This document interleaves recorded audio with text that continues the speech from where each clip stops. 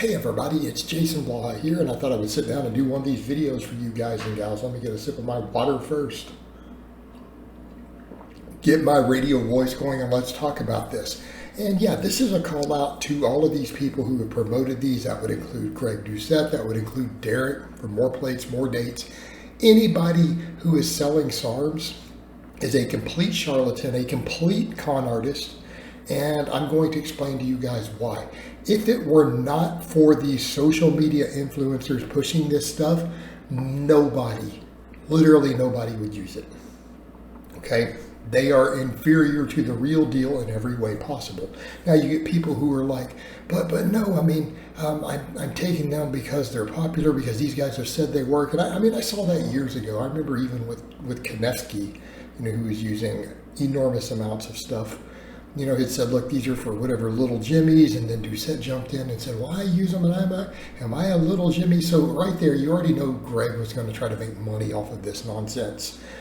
Because realistically, and I want people to think this through for a moment who are even considering them or have used them, okay, these are controlled substances that are falling into the research chemical area, and that's how people have gotten through the gray lines to sell them, because they did not get FDA approved. Okay, so we need to be very, very clear on that. SARMs were invented by the pharmaceutical industry for the purpose of trying to replace anabolics. Okay, they are designed to try to do the same thing. They have been largely a failure. People say, what do you mean? Because they've turned out, the FDA in their various testing has looked at them and have said the things that are currently allowed, that we allow for medical uses for these purposes, for prescription, through medical doctors, this is the effects they produce, this is the health risks that they carry. We have to assess if the benefits for patients for medical purposes outweigh the health risk and the side effects. So when SARMs are introduced, they are then tested and compared against that. This is the determinations that the FDA uses to determine if these things are then going to be used medically. They didn't pass the litmus test. These whole categories of things, they didn't pass the litmus test. Okay? The FDA looked at them and said the benefits that they carry do not outweigh the risk when compared to what we have already approved for all these purposes. Because again, these things are provided for everything for, hormone replacement therapy.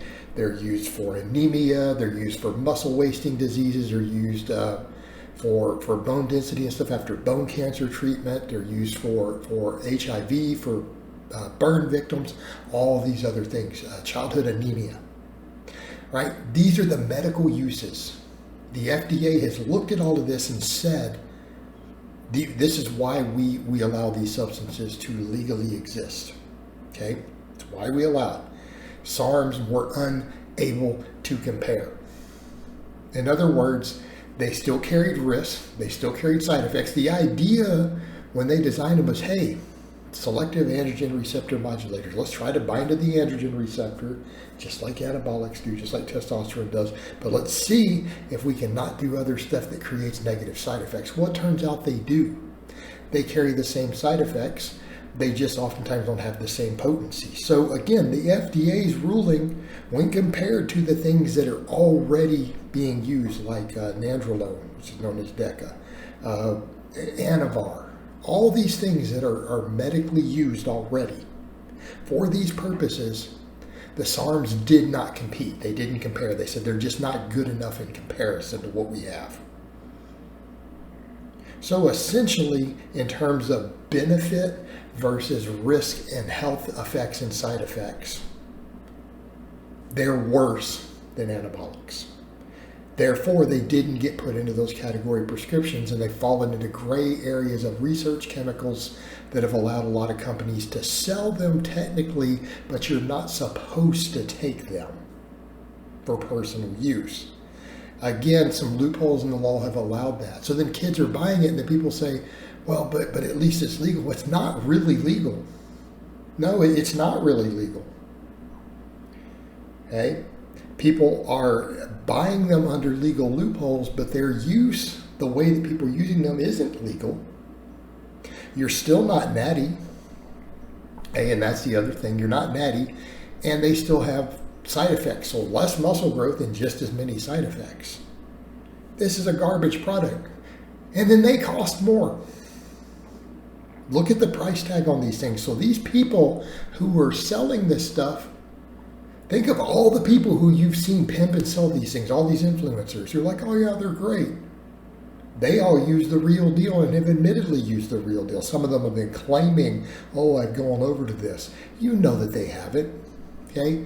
That is complete nonsense. No sane person who has used all the other stuff that is, again, been tested, long-term safety has been noted, the effects are noted, they know what they do. No one who's done all this is ever going to go over the SARMS, especially not these people with money.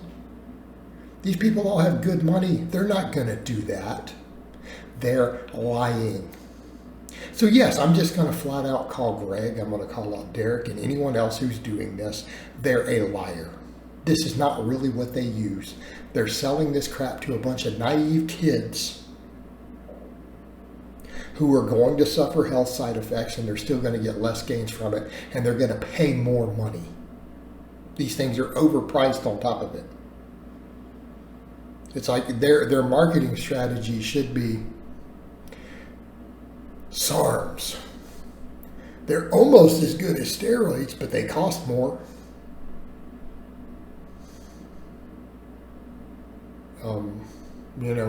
That should be their marketing line.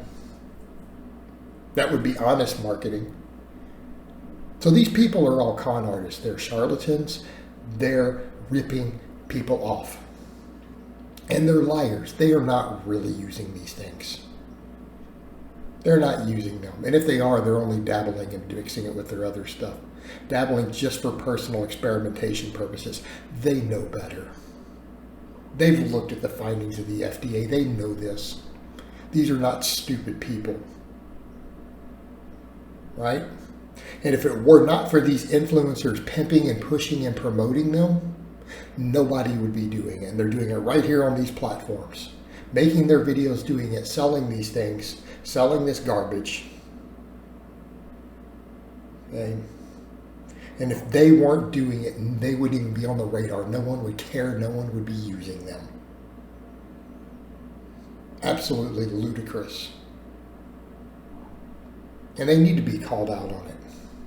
And furthermore, anyone who's taking this, well, I'm still not. No, you're not. You're not. You're taking something specifically to try to bind to the androgen receptor to gain muscle. Created by the pharmaceutical industry. Shut up. All right, guys, but that's really all I have to say on that today. I hope it's been informative, and I'll talk to you guys next time.